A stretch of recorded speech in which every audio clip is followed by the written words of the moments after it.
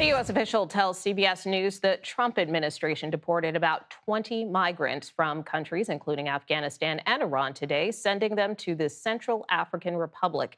An immigration lawyer says one of the deportees was an Iranian pro-democracy activist who had received legal protection in the U.S. The State Department urges Americans not to go to the Central African Republic, citing armed conflict, violent crime, and kidnapping. CBS News immigration correspondent Camilo Montoya-Galvez has more. And Camilo, what else do we know about these deportations?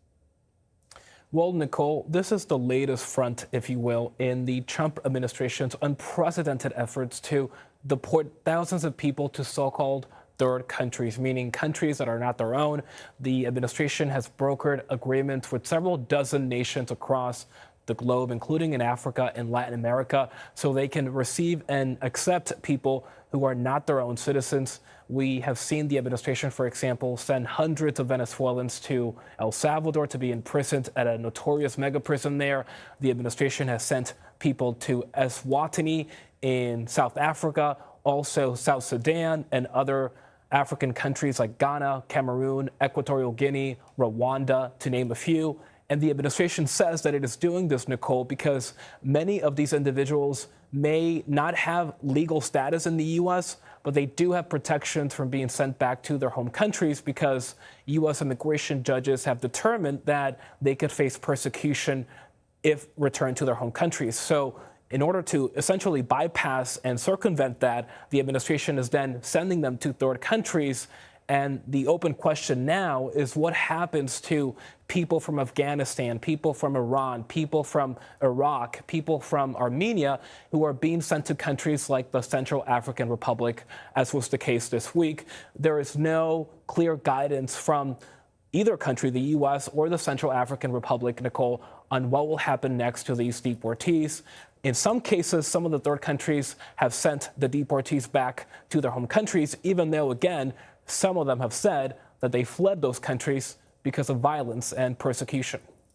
Yeah, and in this particular case, I mean, why the Central African Republic, particularly if the U.S. considers it one of the most dangerous places in the world?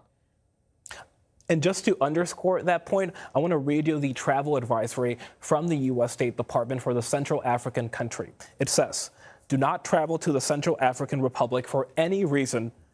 U.S. citizens are at risk due to unrest, crime, kidnapping, health, terrorism, and other threats. That is coming directly from the U.S. State Department, which also instructs Americans who happen to be there for whatever reason to draft a will, to make a proof of life protocol with loved ones, and also even to leave DNA samples with medical providers in case their families, Nicole, need them for identification purposes. That is how dire the situation is in the Central African Republic, rather, according to, again, the U.S. government. Now, why is the administration sending people to this country? We have been told by administration officials and also immigration policy analysts that even though these deportations are small in scale, relatively speaking, they send a message of deterrence. And that message, Nicole, is that if you stay in the country illegally or you are thinking about crossing the border illegally into the U.S., there is now a chance, it may not be a big chance, but it is still a chance that exists, that you could be sent to a random country, including a country in Africa that, again, the State Department says no one should be traveling to because of insecurity and violence. And so do these migrants have any recourse, or can they go somewhere else? It's unclear.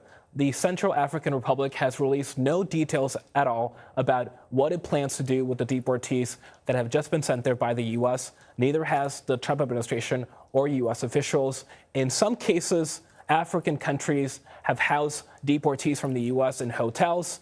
Some of them have been able to stay there in those countries, but many, in fact, have been returned to their native countries. And again, that is a concern from many advocates and human rights observers, because many of these migrants, again, are alleging that they fled their home countries because of persecution and threats. And if they're forced to return, they could be in danger.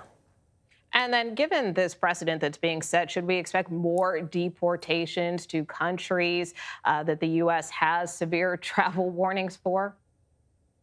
Yes, the Trump administration has made it abundantly clear, Nicole, that if you are in this country illegally and cannot be deported to your native country, the U.S. will find ways to deport you somewhere else away from American soil, including countries with questionable human rights records, including South Sudan, the Democratic Republic of the Congo, which, as you know, is currently dealing with a serious Ebola outbreak. And so the administration says, yes, those third country deportations will continue for the time being. All right, Camilo Montoya-Galvez, thank you so much for your reporting, as always.